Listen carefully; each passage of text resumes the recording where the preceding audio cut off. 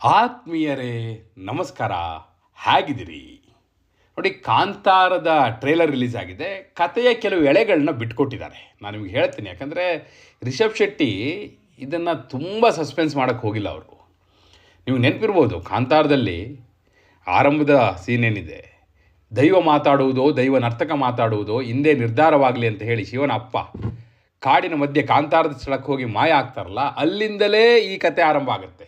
ಅದೇ ಕಾಂತಾರದ ಬಾಲಕ ಶಿವ ಅದೇ ಕಾಂತಾರದ ಸ್ಥಳಕ್ಕೆ ಹೋಗಿ ಅಪ್ಪಯ್ಯ ಇದೇ ಜಾಗದಲ್ಲಿ ಎಂತಕ್ಕೆ ಮಾಯ ಆದದ್ದು ಅಂತ ಪ್ರಶ್ನಿಸೋ ಮೂಲಕ ಈ ಟ್ರೈಲರ್ ಆರಂಭ ಆಗುತ್ತೆ. ಅಂದರೆ ಕಾಂತಾರದ ಸ್ಥಳದ ಮೂಲಕ್ಕೆ ಹೋಗಿದ್ದಾರೆ. ಆಗ ಬರುತ್ತೆ, ಹಿಂದಿನಿಂದ ಒಂದು ವಾಯ್ಸ್ ಬರುತ್ತೆ, ಇದೇ ನಮ್ಮ ಮೂಲ ಮಗ, ನಮ್ಮ ಹಿರಿಯರೆಲ್ಲ ಇದ್ದದ್ದೂ ಇಲ್ಲೇ, ಅದೊಂದು ದೊಡ್ಡ ದಂತಕತೆ ಅಂತೇಳಿ ಹೇಳ್ತಾರೆ.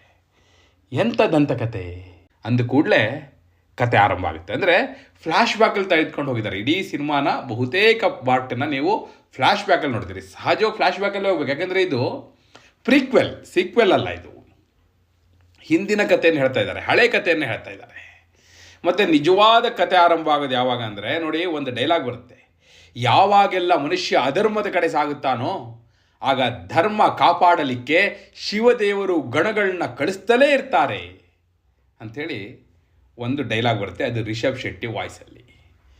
ಆ ಡೈಲಾಗ್ ಬಂದ ಮರುಕ್ಷಣವೇ ಒಂದು ಸೀನ್ ಬರುತ್ತೆ, ಒಂದು ಕಿರೀಟ ಬಿದ್ದಿದೆ, ಅದರ ಮೇಲೆ ರಕ್ತ ಚಿಮ್ಮುತ್ತೆ. ಅಂದರೆ ಪಟ್ಟಕ್ಕಾಗಿ ಕಿರೀಟಕ್ಕಾಗಿ ರಕ್ತಪಾತ ಆಗ್ತಾ ಇದೆ ಸಿನಿಮಾದಲ್ಲಿ ಅಂತ ಹೇಳಿ ಅಲ್ಲಿ ಒಬ್ಬ ರಾಜ ಬರ್ತಾನೆ ನೋಡಿ. ಮತ್ತು ಯಾವ ಒಂದು ಡೈಲಾಗ್ ರಿಷಬ್ ಶೆಟ್ಟಿ ವಾಯ್ಸಲ್ಲಿ ಬರುತ್ತಲ್ಲ, ಯಾವಾಗೆಲ್ಲ ಮನುಷ್ಯ ಅಧರ್ಮದ ಕಡೆ ಸಾಗುತ್ತಾನೋ ಧರ್ಮ ಕಾಪಾಡಲಿಕ್ಕೆ ಶಿವದೇವರು ಗಣಗಳನ್ನ ಕಳಿಸ್ತಲೇ ಇರ್ತಾರೆ ಅಂಥೇಳಿ ಅದು ಮುಂದುವರಿಯುತ್ತೆ.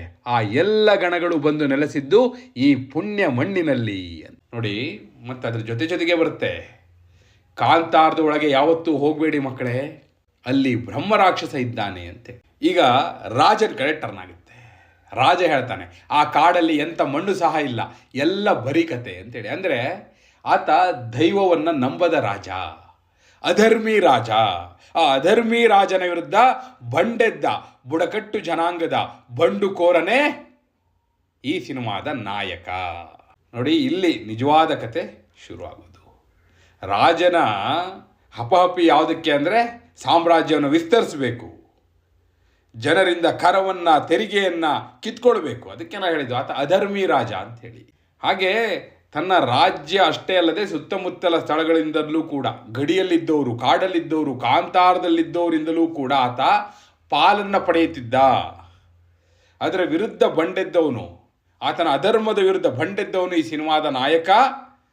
ಒಂದು ರೀತಿ ರೆಬಲ್ ಸ್ಟಾರ್. ಈ ಸಿನಿಮಾದಲ್ಲಿ ರಿಷಬ್ ಶೆಟ್ಟಿ ರೆಬಲ್ ಸ್ಟಾರ್ ಆಗಿ ಮಿಂಚ್ತಾ ಇದ್ದಾರೆ ನೋಡಿ. ಅದರಲ್ಲಿ ಬರುತ್ತೆ, ಒಂದು ಡೈಲಾಗ್ ಬರುತ್ತೆ, ಕಾಂತಾರದವರು ನಮ್ಮ ಬಂದಿರಿನಲ್ಲಿ ವ್ಯಾಪಾರಕ್ಕೆ ಇಳಿದಿದ್ದಾರೆ ಅಂತ. ಆ ಕಡೆ ರಿಷಬ್ ಶೆಟ್ಟಿಯಿಂದ ಒಂದು ವಾಯ್ಸ್ ಬರುತ್ತೆ, ಇನ್ನು ಮುಂದೆ ನಾವು ಬೆಳೆದಿದ್ದರಲ್ಲಿ 3ನೇ ಪಾಲು ಗಡಿಯಲ್ಲಿ ಇಡಲಿಕ್ಕೆ ಇಲ್ಲ ಅಂಥೇಳಿ. ಅಂದರೆ 3ನೇ ಪಾಲನ್ನ ರಾಜನಿಗೆ ಕೊಡಬೇಕಿತ್ತು. ಏನೇ ಬೆಳೀಲಿ, ಏನೇ ಬರಲಿ, ಅದರಲ್ಲಿ 3ನೇ ಪಾಲು ರಾಜನಿಗೆ ಹೋಗಬೇಕಿತ್ತು ನೋಡಿ. ಅಲ್ಲೊಂದು ಸಂಘರ್ಷ.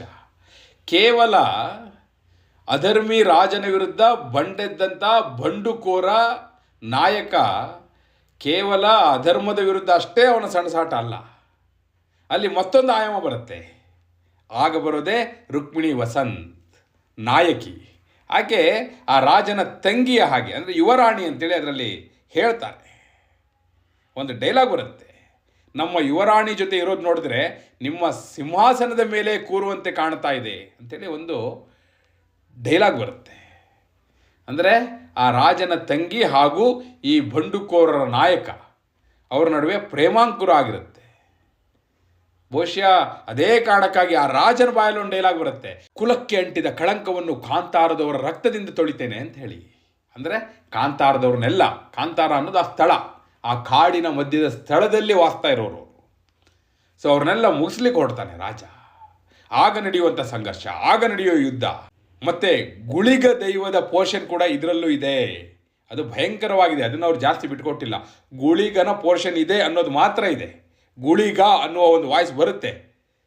ರಿಷಬ್ ಶೆಟ್ಟಿ ಆಕಾಶದಲ್ಲಿ ಹಾರ್ಕೊಂಡು ಬರುವಾಗ ಅದೊಂದು ಡೈಲಾಗ್ ಇದೆ. ಈ ಸಿನಿಮಾದ ಟ್ರೈಲರ್ ಎಂಡ್ ಆಗೋದು ಯಾವ ರೀತಿ ಅಂದರೆ, ಈಶ್ವರ ದೇವರು ಇಲ್ಲಿಗೆ ಸಹ ಬಂದಿದ್ರಾ ಅಂತ ಕೇಳ್ತಾನೆ. ಅದಕ್ಕೆ ಹೇಳ್ತಾನೆ, ಬರೀ ಇಲ್ಲಿಗೆ ಬಂದದ್ದಷ್ಟೇ ಅಲ್ಲ, ಇಲ್ಲೇ ನೆಲೆಸಿದ್ರು ಅಂತ. ಈಗ ಸಹ ಇದ್ದಾರಾ ಅಂತಾರೆ. ಆಗ ರಿಷಬ್ ಶೆಟ್ಟಿಯ ಮತ್ತೊಂದು ಆಯಾಮ, ಎರಡನೇ ಪಾತ್ರ ಓಪನ್ ಆಗುತ್ತೆ. ಭಾಳ ಭಯಂಕರವಾಗಿದೆ. ಅಂದರೆ ಆ ಸಿನಿಮಾದ ರಿಚ್ನೆಸ್ನ ಈ ಟ್ರೈಲರ್ನಲ್ಲಿ ತೋರಿಸುವಂಥ ಪ್ರಯತ್ನ ಮಾಡಿದ್ದಾರೆ. ನೀವು ಇದನ್ನು ತುಂಬ ಸೂಕ್ಷ್ಮವಾಗಿ ಗಮನಿಸಿ ಅಬ್ಸರ್ವ್ ಮಾಡಿ ಗ್ರಾಸ್ ಮಾಡಿದ್ರೆ ಮಾತ್ರ ಕಥೆಯ ಎಳೆಗಳು ಅರ್ಥ ಆಗ್ತಾ ಹೋಗುತ್ತೆ.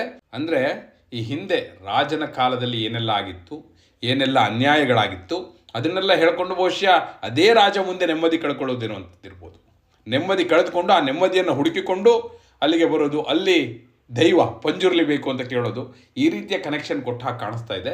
ಮೇಲ್ನೋಟಕ್ಕೆ ಫ್ರೈಮಾ ಫೇಸಿ ಈ ಟ್ರೈಲರ್ ನೋಡಿದಾಗ ಆ ರೀತಿ ಕಾಣಿಸ್ತಾ ಇದೆ.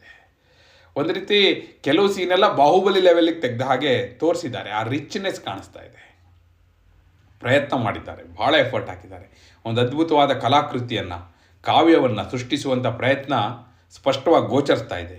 ಆದರೆ ಕಥೆಯ ಎಳೆ ಇದೆಯಲ್ಲ, ಈಗ ನಾ ಹೇಳಿದ್ನಲ್ಲ, ಇಷ್ಟೇ ಸರಳವಾದ ಎಳೆಯನ್ನಷ್ಟೇ ತೆಗೆದುಕೊಂಡು ಹೋಗಿದ್ದಾರೆ. ಅದರ ಜೊತೆಗೆ ನೋಡಿ, ಕಾಂತಾರ ಹಿಟ್ಟಾಗಲಿಕ್ಕೆ ಕಾರಣ ಏನು? ಕೊನೆ 20 ನಿಮಿಷ ಗುಳಿಗ ಪೋರ್ಷನ್, ಅದು ಒಂದು ರೀತಿ ರೋಮನೆಲ್ಲ ಎದ್ದು ನಿಲ್ಲಿಸ್ಬಿಟ್ಟಿತ್ತು, ರೋಮಾಂಚನ ಆಗಿತ್ತು.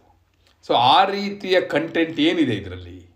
ಮತ್ತು ನೋಡಿ, ಕಾಂತಾರ ನೋಡಿ, ಕಾಮಿಡಿ ಕೂಡ ಅದೇ ರೀತಿ ಇತ್ತು ಅದರಲ್ಲಿ. ಇದರಲ್ಲಿ ಆ ಕಾಮಿಡಿನ ಯಾವ ರೀತಿ ಇಟ್ಕೊಂಡು ಹೋಗಿದ್ದಾರೆ, ಆ ಸಿನಿಮಾದಲ್ಲಿ 2 ಎಳೆಗಳು ಸಮಾನಾಂತರವಾಗಿ ಹೋಗ್ತಾ ಇತ್ತು. ಅದನ್ನು ಇದರಲ್ಲೂ ಕೂಡ ಫಾಲೋ ಮಾಡಿದಾರಾ? ಕಾಂತಾರ ಇದ್ದ ಹಾಗೇ ಇರಬೇಕು ಅಂತ ಇಲ್ಲ, ಆದರೆ ಎಲ್ಲ ಎಲಿಮೆಂಟ್ಗಳು ಇದರಲ್ಲಿ ಇದೆಯಾ?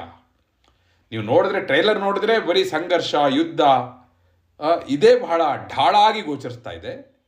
ಆದರೆ ಅದಷ್ಟೇ ಇರಲಿಕ್ಕಿಲ್ಲ.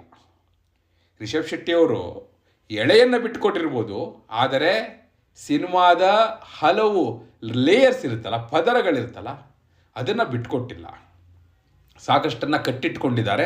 ಅದು ಅಕ್ಟೋಬರ್ 2ನೇ ತಾರೀಕು ವಿಜಯದಶಮಿಯ ದಿನ ಬೆಳ್ಳಿ ಪರದೆಯ ಮೇಲೆ ಜನ ನೋಡಿ ಆನಂದಿಸಲಿ, ಒಂದಷ್ಟು ಕುತೂಹಲ ಹಾಗೆ ಇರಲಿ ಅನ್ನುವ ಕಾರಣಕ್ಕಾಗಿ ಉಳಿಸಿಕೊಂಡಿರುವ ಹಾಗೆ ಕಾಣಿಸ್ತಾ ಇದೆ. ಏನೇ ಇರಲಿ, ರಿಷಬ್ ಶೆಟ್ಟಿ ಈ ಟ್ರೈಲರ್ ಮೂಲಕ ಒಂದಷ್ಟು ಕುತೂಹಲವನ್ನು ಹುಟ್ಟಿಸಿದ್ದಾರೆ ಹಾಗೂ ಮತ್ತಷ್ಟು ಕುತೂಹಲವನ್ನು ಉಳಿಸಿದ್ದಾರೆ. ಬಹುಶಃ ಎಲ್ಲದಕ್ಕೂ ಉತ್ತರ ವಿಜಯದಶಮಿ ದಿನ. ನಿಮಗೇನಿಸ್ತು ಈ ಟ್ರೈಲರ್ ನೋಡಿ?